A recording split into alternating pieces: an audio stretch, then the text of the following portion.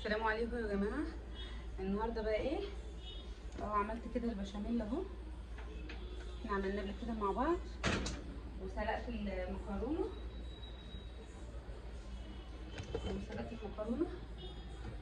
لسه بس ايه، هعمل الفراخ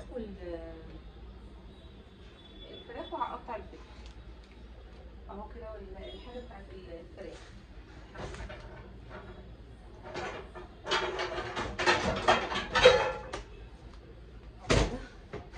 هطلع الطاسه دي كده اهو، هبدا اعمل ايه تشويح الفراخ. هروح وارجع لكم اهو كده يا جماعه. ايه، ولعت على الطاسه، احط بقى ايه معلقه سمنه كده حلوه كبيره. هنزل بقى ايه الاول بالفراخ، مقطعه ايه كده يعني، مقطعه كده.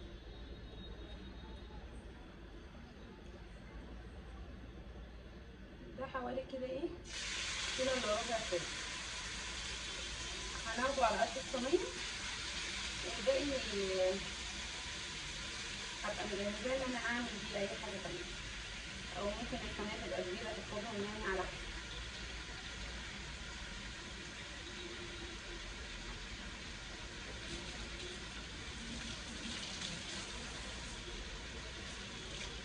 اهو كده ايه الفراخ بس تشوح جامد، وبعد كده ايه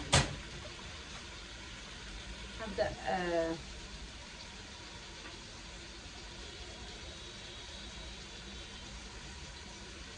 اقطع فلفل كده، برضك ايه الفلفل الالوان ده بيبقى كله مكونات كده. الموضوع عندي كان قطر فلفلات من الثلاجه، فزبلانين شويه ما كانش سايبين.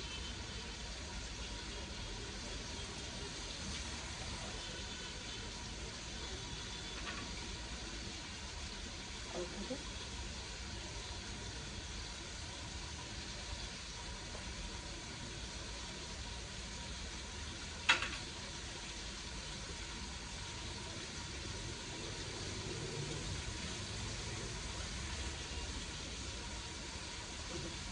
هنخلص ده ويبقى طالع. اهو كده يا جماعه اهو الفراخ.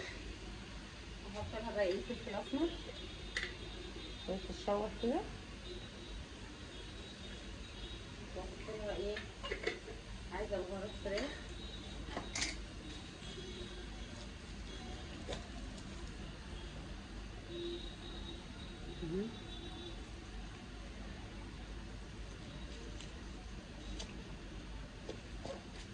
تاني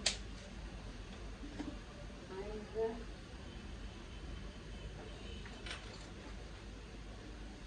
رشه روزميري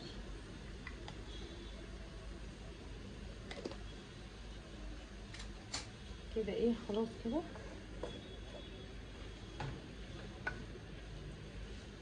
بعد كده هحط لها بصلايه صغيره بس تشرب بس ايه حبه الميه دول، وتاخد لها تشويحه جامده. طبعا سلقه المكرونه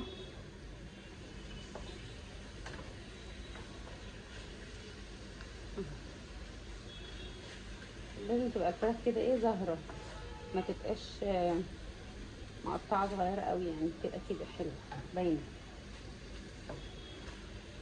عشان هي لسه هتكش برضه.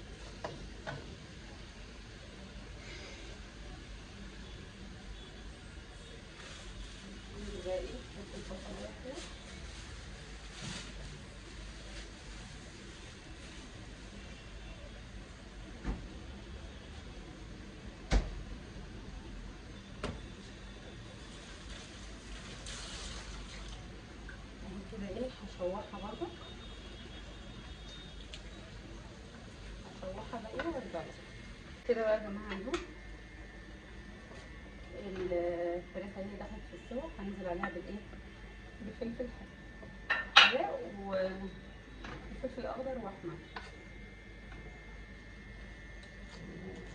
تكمل بقى سواها كده وتشرب ميتها اكتر، وبعد كده نبدا نقلب ايه المكرونه مع بعضيها بقى ايه البشاميل ونرص الصينيه وغيرها. هنا برضه في ايه في زيتون، هاخد رشه زيتون كده ايه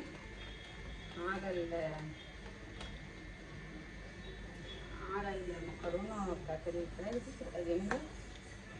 هما بنطلعوها من بدري تك اهو، تبقى جايبه اول الشهر كده وخليها عندي لبيتزا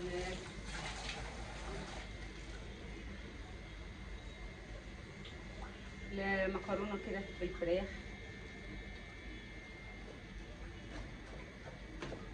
العيش بالبسطرمه، على حسب يعني.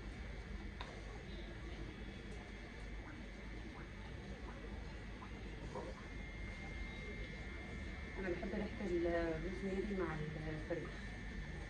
خلاص هي فاضل لها زي 5 دقايق واطفي عليها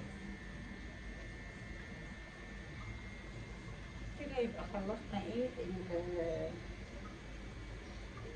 الحاجه. هي المكرونه، هو كيس مكرونه كبير، وهحط رشه زيتون على الفراخ والبشاميل. هجيب بس الصينيه وخلاص كده. بصوا كده بقى يا جماعه ايه، احط حته موتزاريلا في الايه في البشاميل.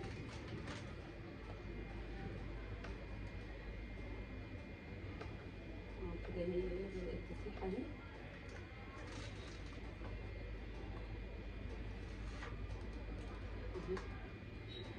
احط بقى ايه في الصينيه اهي، الصينيه كده احط في الصينيه بشاميل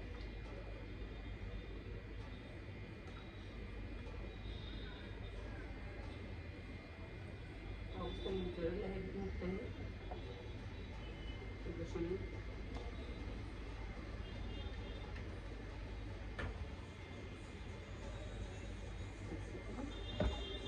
اخد بقى جزء من البشاميل في الحله دي عشان الوش، وهاخد المكرونه انزل بيها هنا.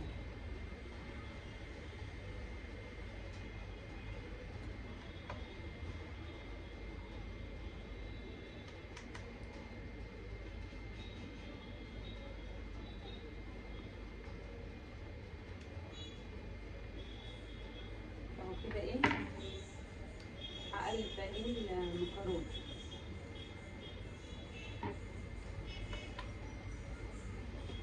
يعني تبقى غطسانه كده في البشاميل. احنا بنحبوها كده بقى ايه، تبقى سايحه كده.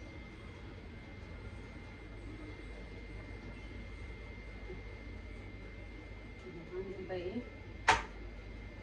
الطبقه اللي تحت اهو كده. ان شاء الله بقى بكره ايه هنزل اروح المدرسه ايه اعمل اوراق العيال، عايزين صور وملفات جديده ومراحل جديده، فان شاء الله ايه هنزل بقى الصبح ايه اتعامل بقى انا ايه في المهمه دي اهو كده. كده خلصنا ايه الطبقه اللي من تحت، هي الفراخ بقى هنزل بيها كده.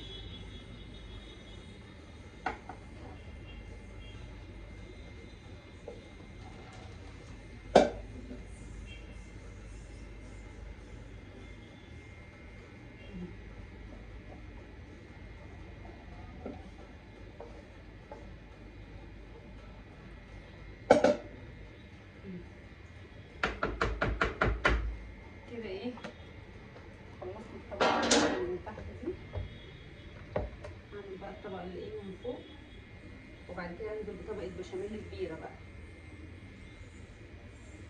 على كده.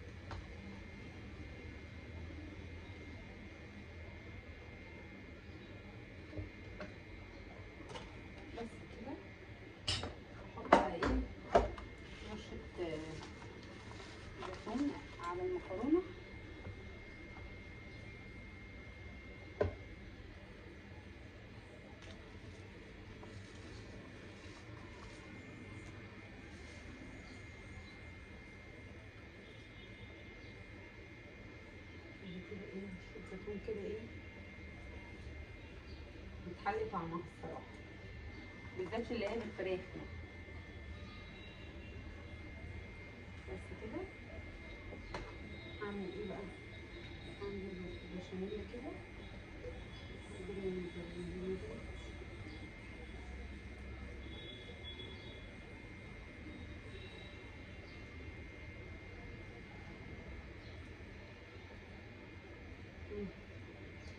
اهو كده ايه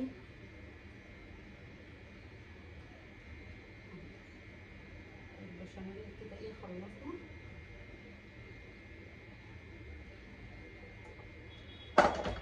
عايزه بقى ايه بالموتزاريلا.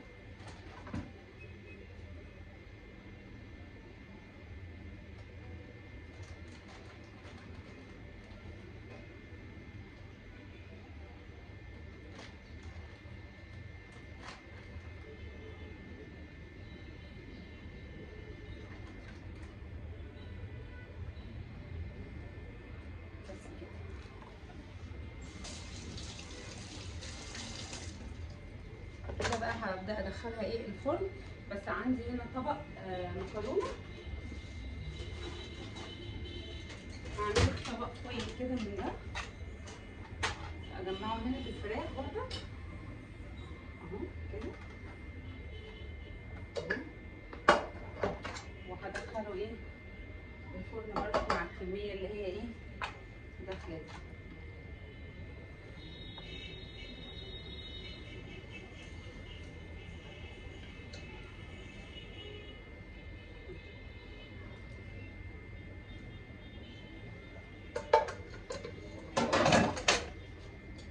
هاخد معلقه وننزل برضه ايه طبق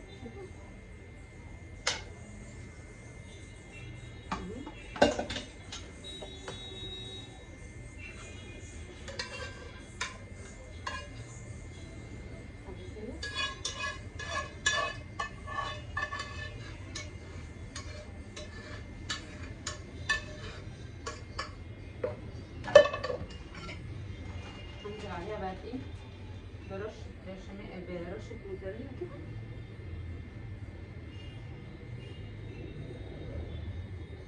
وخلاص،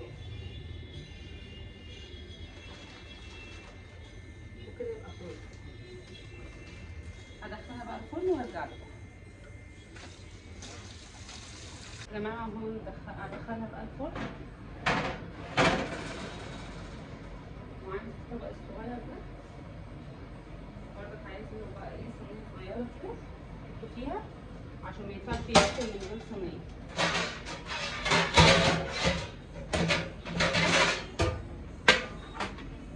عايزه واحده اكتر من دي كمان.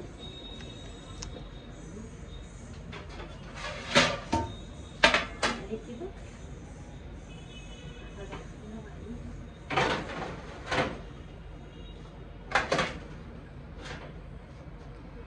كده ايه تمام.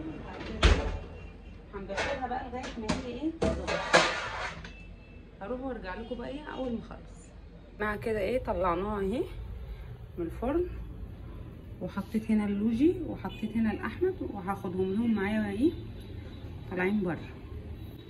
وكده بقى ايه هقول لكم ايه مع السلامه، واشوفكم في فيديو جديد ان شاء الله، ومع السلامه.